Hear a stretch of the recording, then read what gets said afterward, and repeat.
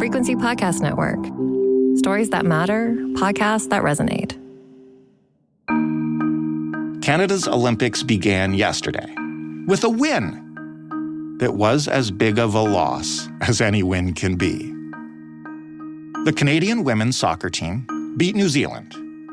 There was nothing surprising about that. Canada is way better. That's what's supposed to happen. It's everything that came before the match that was such a humiliating defeat.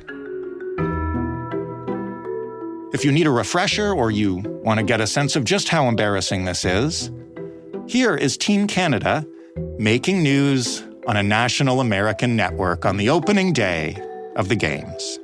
Let's talk about the big drama with a Canadian women's soccer coach and analyst being accused of using a drone to spy on practices. Talk to us about what we have learned about those allegations. Lana, the New Zealand women's team were practicing and they noticed a drone overhead.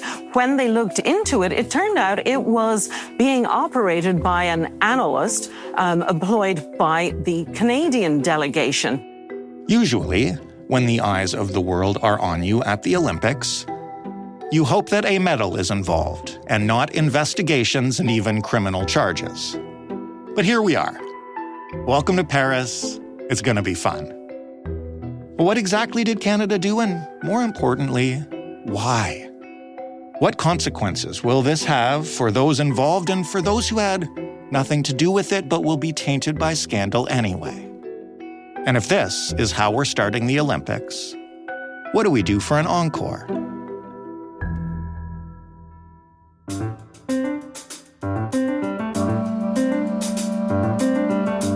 I'm Jordan Heath Rawlings. This is The Big Story. Sid Seixeiro, a longtime sports commentator, currently the host of City TV's Breakfast Television, and a Canadian soccer fan who is feeling what, Sid, now? Excited, disappointed, embarrassed? All shades of embarrassed. I don't know how many different ways, I forgot my thesaurus. I don't know how many different ways I could say the term embarrassed differently. But it's I don't know what we're doing here, Jordan. Like, I don't understand how we keep stepping on a rake as a soccer nation. When things look good for a moment, it's as if someone in Canada soccer is like, we're having too much fun. Time to bring everyone down. Time to knock down everyone from this good time feeling that we're having, and to throw in some complete silliness into the sauce. And we're here again. And the thing is, everyone's watching this. This isn't your normal Canadian soccer. They're kind of inept and they're in the Canadian news a little bit, but not the global news cycle, not the North American news cycle.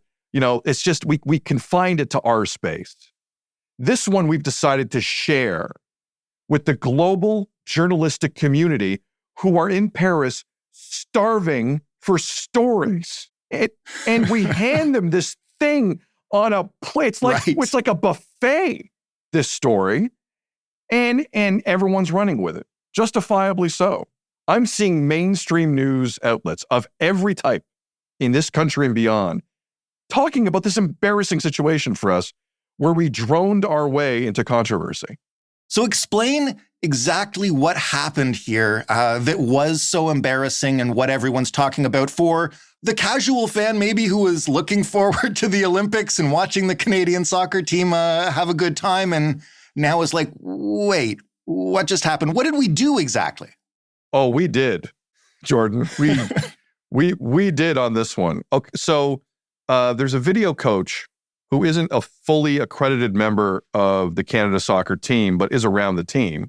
And there was a practice recently where New Zealand were outdoors and there was a drone nearby, but they didn't think much of it. A few days later, at another practice, it happened again. And I don't know how they tracked it back to this video coach for Canada Soccer, but they were successful in doing that. So they lodged a complaint with FIFA. They contacted Canada Soccer. They contacted the Canadian Olympic Committee. And it really says a lot in a story, especially nowadays, Jordan, and I know you can attest to this, when people just admit right away to something. Right.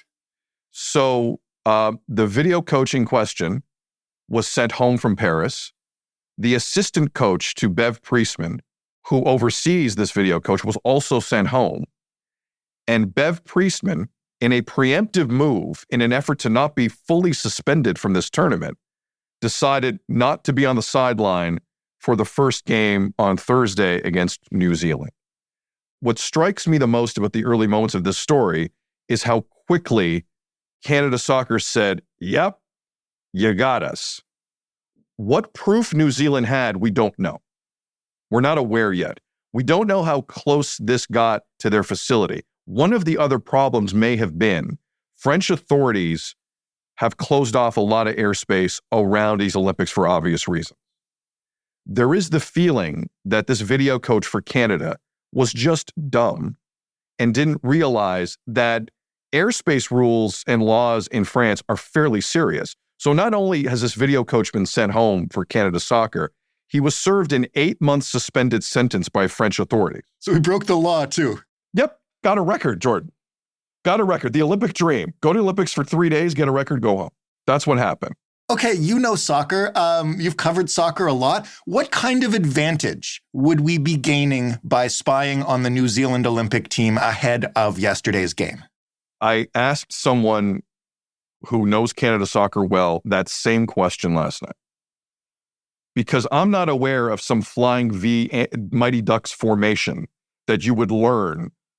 It's soccer. It's 11 on 11. You kind of know where people might be. Right. Like I don't know. This isn't Dungeons and Dragons. Like we can figure this out to a certain extent. And on top of that, New Zealand are not some superpower in women's soccer. So I asked, as trying to use the least amount of profanity as possible, what's Canada trying to learn here? And the answer I got was the things you would suspect. Are they trying some new strategies on set pieces like corner kicks? How is the defense, like the back four? How are they moving the ball upfield? Is it long ball techniques? Is it short passes? Are they playing possession football? So it was what I suspected. But the one thing I learned last night that I wasn't aware of is this is happening way more with this country and other countries than we suspect, specifically with the drones. And it's gotten to the point where international teams, when they get together on the first day, or even some club teams in Europe, their first outdoor practice, they are so hypersensitive to the potential of a drone nearby, they don't run a real practice. They call it a dummy practice. So they're just kind of jogging, stretching, and a couple of free kicks, and everyone leaves. And they make it look good for the assembled media. Now, when the media aren't allowed in the practices later in the week, the 3rd, 4th, and 5th, those are the real training sessions. Those are where you try out some stuff. And apparently, those were the sessions that Canada tried to infiltrate in Paris with New Zealand's women's team. So is this a case then of something that everyone is doing generally, and Canada's coach was just the only one dumb enough to do it when the airspace was closed, so it was the only thing in the sky? Correct. Like I feel like this is happening way more than we think. I don't think many people try it, though, in the most restricted airspace in the world over a 2-week period. There's an element of dumb to it that no one can deny. But it is happening. And I also asked someone last night, is this an isolated incident for Canada? And the answer I got back was FIFA, who are investigating this, because New Zealand filed an official complaint. FIFA take this matter very seriously is the answer I got back. And Canada has been fined previously. Interesting. Because my next question for you was going to be, how far up does this go? Obviously, you get the people who are responsible for it and send them home, and that's fine. And the head coach removes herself from at least one game.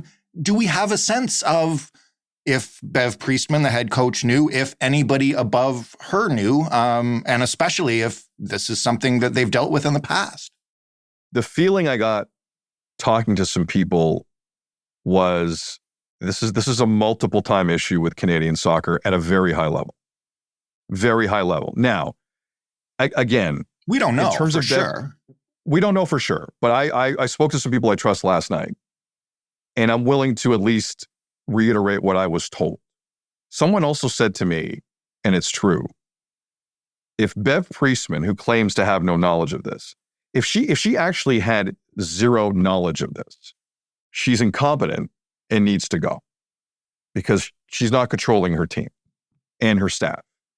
The other thing I was told, though, was the level of snickering that went on inside Canada soccer circles at her denial was quite something. Bev Priestman's in a really tough spot here because there's not a lot of people that I've talked to that buy this story. And again, what you're getting out of this, to me, is still minimal when you're talking about a team like New Zealand. The risks you are running are asinine to me.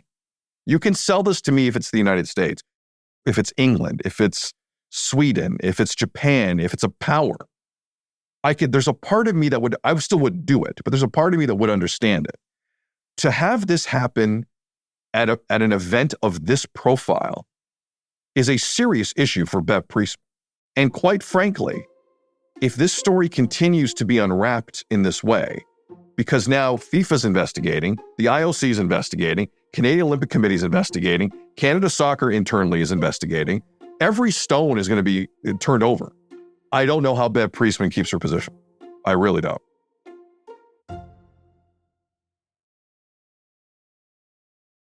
We're recording this right before the game kicks off. People listening will have heard in the intro a little bit from that game and what happened. But I will ask you this going into it, knowing you can't see the future. We're the defending Olympic champions. New Zealand, I checked before we recorded, is ranked somewhere down in the 20s in the world. Like, we don't need to do this to beat New Zealand. Never mind any of the other considerations about it. I would 100% agree with you. And again, when you're talking about women's soccer, if you're ranked in the 20s in the world, 16 get into the World Cup. You're not going to the World Cup normally. Right. Unless your qualifying region is generous to you. I'm with you. I don't understand what you could possibly glean from video that you captured in this way about a team that is not at power. And the scary part of the story for me is knowing how good a team Canada has and how strong of a side they have and how the young professionals on that team are now being pushed into a new leadership role with Christine Sinclair gone. This was a big moment. This was a huge moment for them. And now, all anyone's talking about is this story, and did Canada legitimately win a gold medal 3 years ago in this competition? This is beyond unfair to these young women. Beyond. Who win things in Europe, win Champions Leagues in Europe. We have some of the best players in the world outside of Christine Sinclair. That's not the narrative today. I could only imagine what that mindset would be going into that game against New Zealand. I'll tell you, New Zealand probably felt a certain way about it. And I would hate if the story progressed, Jordan, to the point where we're now putting asterisks on a gold medal. That's doomsday for this group. To hell with the coaching staff. I'm not that concerned. It's the players, the women's players in this country who at every turn have Lucy pull the football away from them. Whether it's financially, whether it's funding, whether it's Canada Soccer, whether it's inept assistant coaches, whether it's a head coach who doesn't take accountability, they always have to clean it up. And I'm tired of watching that. They are an outstanding team, and they're only going to get better. And they have to deal with all this garbage around them constantly. And I don't get why. We can't get out of our own way in this country. It's as someone who loves soccer, loves the game, it's disgusting to watch. It really is. I also wanted to talk to you a bit about the bigger picture of Canada at the Olympics in general when it comes to this scandal, because obviously Thursday was the first real action of the games. As you mentioned off the top, there was a whole press corps with nothing to talk about except this story. Canada introduced its torchbearers, for instance, yesterday, and unless you were really reading to the bottom of the roundups, you might not have known who they were. What kind of impact does this have? Just never mind the young women on the soccer team, but Canada's entire Olympic group. I mean, that is the part of this that I mean, just to add to the women's roster element of it, to have Maud Chiron, our weightlifting gold medalist, and Andre DeGrasse, our 6-time medalist, have to do Zoom calls yesterday with the media with this hanging over them is Olympic malpractice for me. There's not a lot of Olympics, man. Like, you can't really screw that up. And we have. And I'm not criticizing the COC for their handling of this, because this is, in what world do you see this coming? I get it. But we do have some history in this country of break glass in case of Olympic emergency when it comes to stories. So there has to be some level of history we can draw upon in terms of how we handle this. And we just threw Mo Chiron and Andre DeGrasse out there like it was nothing yesterday. Like it was nothing. And like, why not do it? If you knew this story was coming, do that presser on Tuesday. Do that presser Monday. Let's think ahead. Let's give these young athletes some time and space to enjoy this as flag bearers in one of the most unique opening ceremony, it sounds like, in Olympic history, down the Seine River. I felt for them. I really did. The same way I feel for our women's soccer roster. Well, you can imagine when the countries are walking down the opening route and they're all being introduced, and the commentators in other nations who are, usually trying to talk about whatever's interesting on a given country's roster or whatever hopes they might have. Like, when Canada walks by, this is what they're going to talk about, right? This is the thing. Like, I don't know who's calling it for NBC, but there's a real chance Jimmy Fallon's ripping us on the Seine River. Yeah. Because of this story during NBC's coverage. Like you're right. Think about how many global broadcasts, when we come up, because every country has their moment, what are they going to say? What are they going to say? It's ridiculous. And a little bit of interesting news about Canada, Bob, is that... you haven't heard. Yes. Never mind these amazing athletes. And I hope this passes. I really do. And because if it continues, it's a feeding frenzy at these games, Jordan, that I hear when you're in that media village, it's bees to honey globally. And you just can't squash a story over these 2 weeks. It is virtually impossible. That was what I was going to ask as we sort of wrap up here, which is, I hear that, but I put on my optimist hat for a moment. The Olympics always comes with amazing, unexpected moments. People come out of nowhere to do things you never hoped they could. And what are the chances? Obviously, this is what they're talking about during the opening ceremonies. Certainly they're going to be talking about it on the first day of the games on Thursday. What are the chances, though, that, 4 or 5 days into the game, Simone Biles is doing incredible things. The U.S. men's basketball team and Canada's basketball team, for that matter, are kicking ass. And, maybe it doesn't stick around that much. Hopefully it doesn't, unless it does. Because we're in a situation where, like, Canada's in this. You have a nation, New Zealand, that are screaming for some type of repercussion. This was multiple breaches, right? Like, it wasn't the one drop. So my fear is that it'll be a drip, drip, drip on the story, and you know how those go. And we can't steer clear of it. I hope you're right. I tend to lean negative. I hope you're right. And those young women can focus on defending a gold that they earned 3 years ago and not have this tainted further. I don't believe, based on how it was handled, the story's leaving the headlines. I don't. And it starts with Bev Priestman. Bev Priestman may have done herself a big disservice yesterday. And again, maybe it's bad PR, maybe there's some legal ramifications around the story that we're not aware of, but I think her status in these games is going to remain a story. Sid, thank you. As always, it's a pleasure to talk to you, and go Canada, I guess. Enjoy the games, Jordan.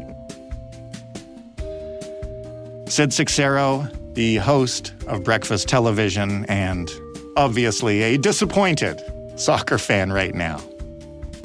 That was the big story. For more from us, head to thebigstorypodcast.ca. Shoot us a line. If you want to leave us some feedback, you can do that with an email to hello@thebigstorypodcast.ca, or you can call us and leave us a voicemail at 416-935-5935. Joe Fish is the lead producer of The Big Story. Robin Simon is also a producer. Stephanie Phillips is our showrunner. Mary Jubrin is our audience development lead. Sound design this week was provided by Christopher Clark. Diana Kay is our manager of business development. And I'm Jordan Heath Rawlings. Thanks so much for listening. We've got a couple of surprises for you this weekend, and we'll be back with a fresh big story on Monday. We'll talk then.